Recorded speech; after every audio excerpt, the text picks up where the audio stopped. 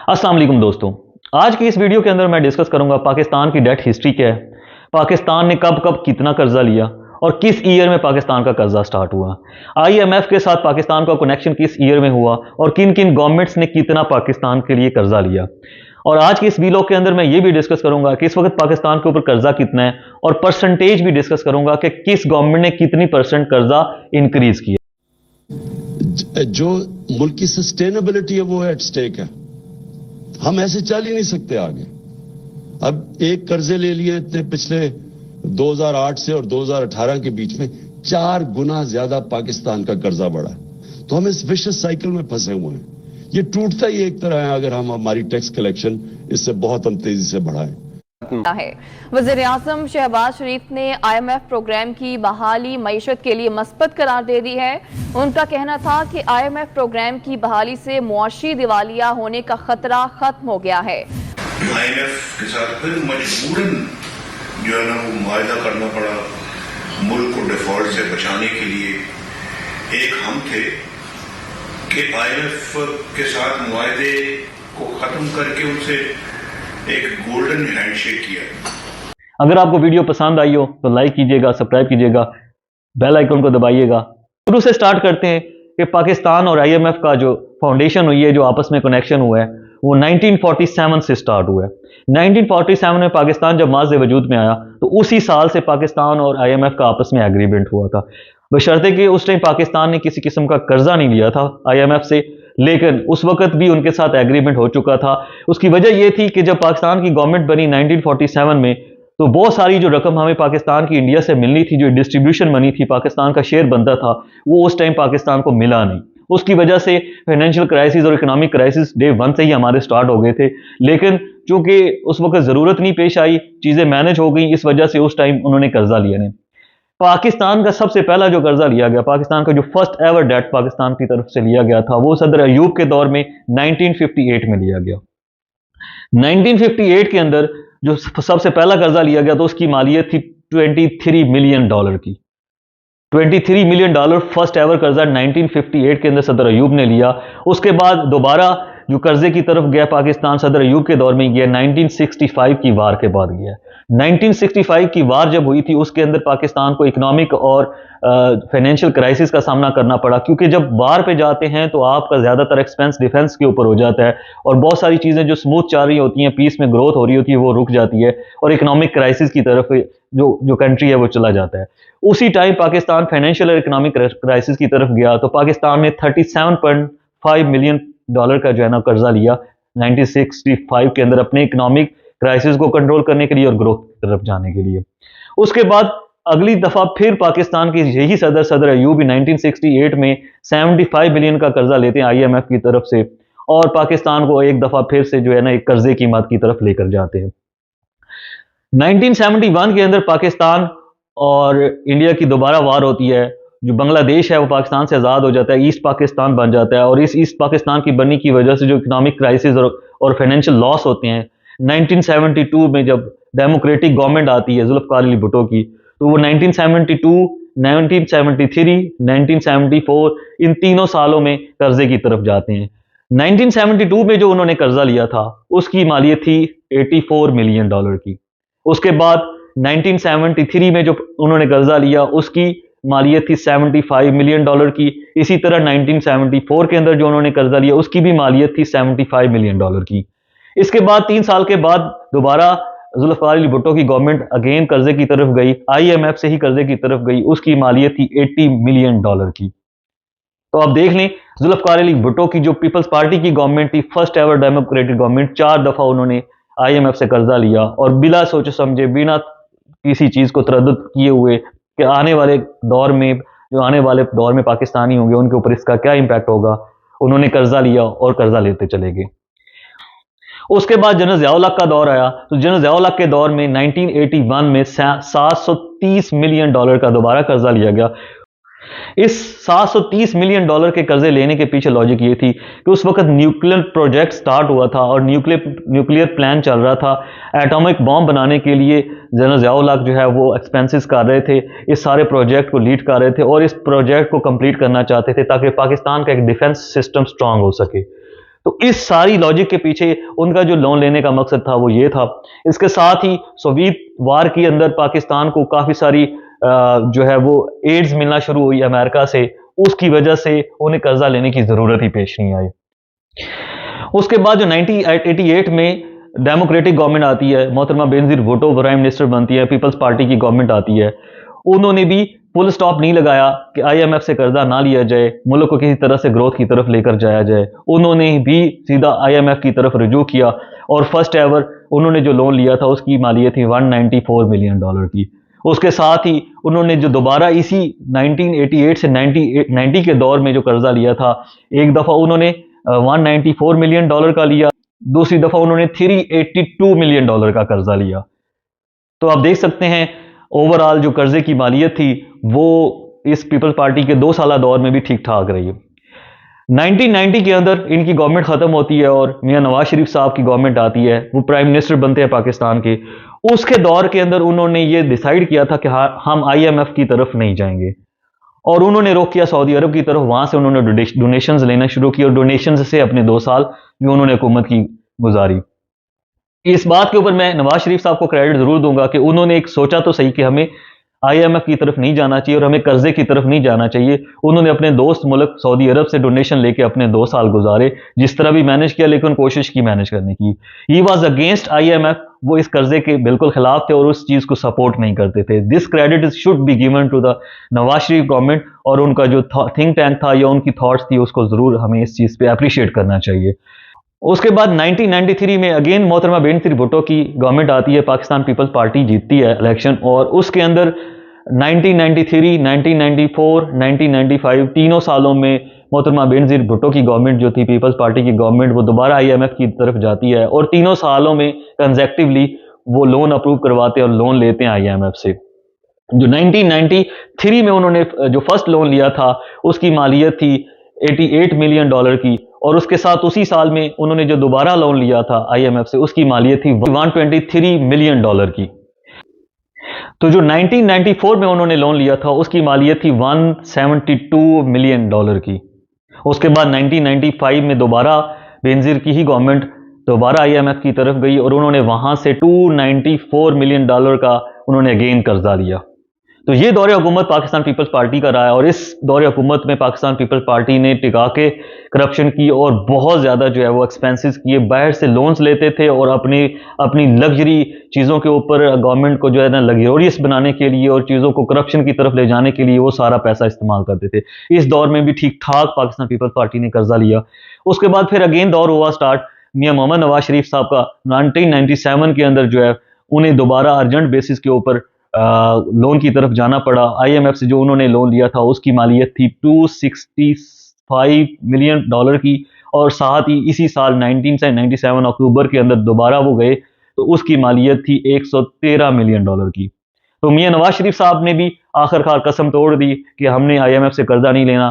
कह सकते हैं उनकी मजबूरी होगी कि पिछला जो है बैगेज चलता आ रहा होगा, पिछला डेट की जो सर्विसिंग चलती आ रही है, जो इंटरेस्ट रेट पे करना होता है वो भी साथ चलता आ रहा होगा, उसकी वजह से उन्हें भी दोबारा आईएमएफ की तरफ जाना पड़ा, क्योंकि पिछले दौरे हुकूमत में वो आईएमएफ के पास नहीं गए थे। इसके बाद जनाब मुशर्रफ का दौर स्टार्ट होता है 1999 से।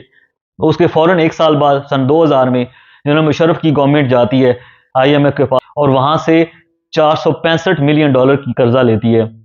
उसी के 1 साल बाद 2001 के अंदर फिर से जनाब मुशर्रफ की गवर्नमेंट आईएमएफ के पास जाती है, वहां से वो $861 मिलियन का कर्जा लेती है। तो जनाब मुशर्रफ ने भी जो है वो एक तरह से कह सकते हैं कि आईएमएफ के साथ कर्जा लेने में कोई कसर नहीं छोड़ी। उन्होंने भी अपने दौरे हुकूमत में जो है वो आईएमएफ से कर्जा लिया। लेकिन 2001 के बाद कुछ हालात इस तरह हुए कि 9/11 हो गया। सितंबर 9/11 के बाद जो है वो अमेरिका ने वार डिक्लेयर कर दी थी अफगानिस्तान के अंदर। उसमें अलाइज थे पाकिस्तानी अमेरिकन के साथ, तो उसकी मद में पाकिस्तान को बहुत सारा पैसा एड की मद में आता रहा। जो वो एड आती रही है उसका मैं जरूर आप दोस्तों के साथ डिस्कस करना चाहूंगा, क्योंकि जो वो एड आई है वो इतनी ज्यादा थी, इतनी ज्यादा तो आप कह सकते हैं कि $100 बिलियन के करीब थी। उस एड की वजह से आप इस पाकिस्तान के अंदर इकोनॉमिक ग्रोथ कर सकते थे, आप इलेक्ट्रिसिटी के प्लांट्स लगा सकते थे, आप नए डैम्स डेवलप कर सकते थे, आप पाकिस्तान को ग्रोथ की तरफ लेके जा सकते थे। लेकिन जनरल मुशर्रफ की जो गवर्नमेंट थी उसने ऐसा कुछ नहीं किया। उसने वो पैसे सारे ज़ाया कर दिए। उसने जो सिस्टम डेवलप करना था, जो ग्रोथ की तरफ पाकिस्तान को लेकर जाना था, वो सारा ख़त्म कर दिया। कोई नया इलेक्ट्रिसिटी का पावर प्लांट नहीं लगा, कोई ना नया डैम बना, ना कोई इलेक्ट्रिसिटी की प्रोडक्शन हुई, ना कोई और ग्रोथ की तरफ लेके गई। उस वक़्त जो हो रहा था वो भी मैं आपके साथ डिस्कस कर देता हूँ कि उस वक़्त बैंकों से जो है ना गाड़ियाँ फाइनेंस हो रही थी, बैंकों से हाउसेस फाइनेंस हो रहे थे, और डिफरेंट चीज़ें जो बैंक्स थे वो इजीली फाइनेंस कर रहे थे, क्योंकि पैसा बाहर से आ रहा था, उसकी कोई बंदिश नहीं थी। और उसका सिस्टम जो चल रहा था वो इस तरह से चल रहा था कि जितना भी पैसा था वो ज़ाया हो रहा था। हम लोग कंज्यूमर्स इकोनॉमी बन गए थे। कंज्यूमर इकोनॉमी का मतलब ये होता है कि आप जितना पैसा आपके पास है आप उसको खर्च करते चले जाएं, उसको रिप्रोडक्टिव सिस्टम के अंदर ना लेकर आए। इसके साथ मैं आपकी एक एग्जांपल जरूर शेयर करना चाहूँगा। उस एग्जांपल के अंदर मैं आपको थोड़ा सा समझा देता हूँ। दो एग्जांपल्स हैं, उन दो एग्जांपल से आपको आइडिया हो जाएगा कि पाकिस्तान का जो जनरल मुशर्रफ के दौर में सिस्टम रहा है वो किस तरह का रहा है, और उसके अंदर जो है ना क्या क्या मिस्टेक की गई है। आप दो फैमिलीज की एग्जांपल ले सकते हैं कि हमारे पाकिस्तान से बाहर लोग जाते हैं, ओवरसीज पाकिस्तानी हैं। एक फैमिली है जिसकी जो फॉरेन में जो उनके रिलेटिव हैं वहां से वो पैसे भेजते हैं, वो यहाँ पे वो गाड़ी खरीद लेते हैं, घर बना लेते हैं, ये चीज़ डिफरेंट अपनी लाइफ को लग्जरी की तरफ लेकर जाते हैं, कोई सेविंग नहीं करते।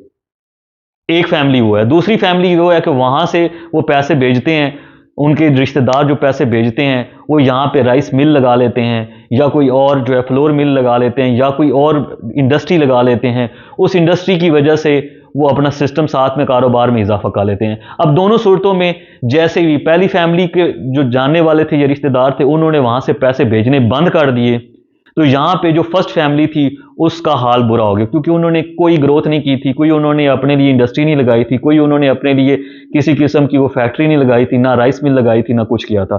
तो वो हैंड टू माउथ हो जाएंगे। ये हाल पाकिस्तान का है इस वक्त। जो पाकिस्तान के वहां से फॉरेन एड जैसे ही बंद हुई है हमें दोबारा कर्जों की तरफ जाना पड़ा है।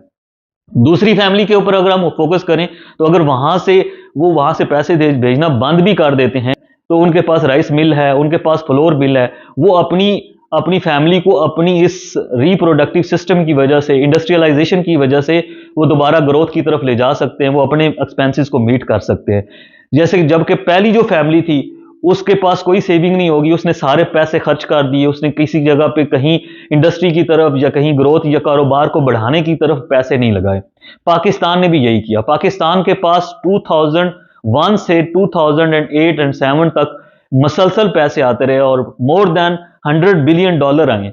उन पैसों का इस्तेमाल किया जा सकता था इकोनॉमिक ग्रोथ की तरफ, आप इंडस्ट्रियलाइजेशन की तरफ जा सकते थे, आप इलेक्ट्रिसिटी की प्रोडक्शन की तरफ जा सकते थे, आप डैम्स बना सकते थे, आप डिफरेंट किस्म के जो है वो पाकिस्तान के अंदर इंडस्ट्रियल जोन्स बना सकते थे। उससे पाकिस्तान को ग्रोथ मिलनी थी। बाहर से पैसे बंद भी हो जाते तो हमारी इकोनॉमी स्टेबल हो चुकी होती और चीज़ों को ऊपर की तरफ ले जा सकते थे। लेकिन हुक्मरानों की अपनी लालच और हुक्मरानों की अपनी सेल्फिशनेस और सेल्फिश अप्रोच की वजह से, अपनी गवर्नमेंट्स को प्रोलॉन्ग करने की वजह से उन्होंने इस चीज़ की तरफ सोचा ही नहीं। और जो इकोनॉमिस्ट बैठे थे आई डोंट थिंक उन्होंने इन सारी चीज़ों के ऊपर ज़्यादा फोकस भी और गौर भी किया होगा।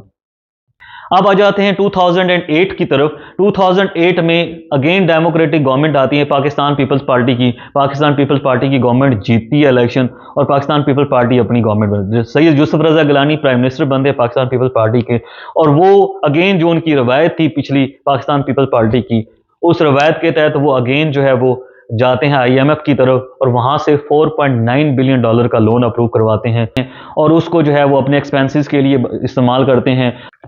आपने देखा होगा 2008 से 2013 तक आपने देखा होगा सैलरीज के अंदर बहुत बड़ा जंप आया था। उसके पीछे यही लॉजिक थी कि बैंक से कर्जा लिया था और अपनी मर्जी से बंदर बांट की थी और करप्शन भी ठीक ठाक की थी। कोई इलेक्ट्रिसिटी प्रोडक्शन की तरफ नहीं गए, कोई ग्रोथ की तरफ गए। उन्होंने बहुत ज्यादा नुकसान पहुंचाया, बाहर से पैसे भी लिए लेकिन उसको ग्रोथ में कन्वर्ट भी नहीं किया। उसके बाद 2013 के अंदर मियां नवाज शरीफ की गवर्नमेंट आती है और वो एक CPEC का एग्रीमेंट करते हैं। उस CPEC के एग्रीमेंट के तहत जो है ना उन्होंने काफ़ी सारी लोन्स जो हैं वो चाइना से भी ली थी, लेकिन सबसे पहले चूंकि अभी हम जिक्र कर रहे हैं IMF का, तो उन्होंने IMF से $4.3 बिलियन का लोन लिया अपने दौरे हुकूमत 2013 से लेकर 2018 तक। उसके बाद अगेन जनरल इलेक्शन होते हैं 2018 में और PTI की गवर्नमेंट बनती है। PTI की गवर्नमेंट जैसे ही आती है इक़्तिदार में तो उनको पता चलता है कि खजाना खाली है। ये जो 3 साल थे हमारे, बड़े मुश्किल साल गुजरे हैं। मुश्किल साल इसलिए गुजरे कि पहले तो मुल्क को बैंकरप्ट करके चले गए। जो हमारी लायबिलिटीज थी, जो हमने बाहर लोगों को कर्जे लिए हुए थे, पैसे देने थे, हमारे पास पैसे ही नहीं थे उनको किस्तें वापस करने की। मजबूरी IMF के पास जाना पड़ा। और जब IMF के पास आप जाते हैं और जब वो IMF की आप शराइत पे चलते हैं तो अवाम को तकलीफ होती है। हम जब आए थे तो तकरीबन 20 अरब डॉलर का खसारा था। आज वो खसारा 3 साल के बाद 20 अरब डॉलर से 1.8 अरब डॉलर पर रह गया।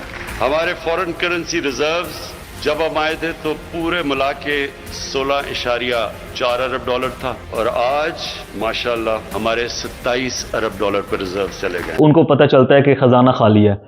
खजाना खाली होने की रीज़न ये थी कि शायद खजाना बासी की आखिरी 1 साल के अंदर अंदर उन्होंने 200 से 300 अरब रुपए जो है वो अपने MPs और MNAs को बांट दिए थे और बहुत सारी जो है ना वो पैसे का ज़िया किया था। जब फॉरेन एक्सचेंज रिजर्व तकरीबन जीरो के करीब थे, जब PTI की गवर्नमेंट आई तो उन्हें भागदौड़ करना पड़ी और उन्होंने सोचा कि IMF की तरफ अभी फिलहाल हम नहीं जाते क्योंकि उसकी जो कंडीशंस होंगी वो बहुत ज़्यादा सख्त होंगी।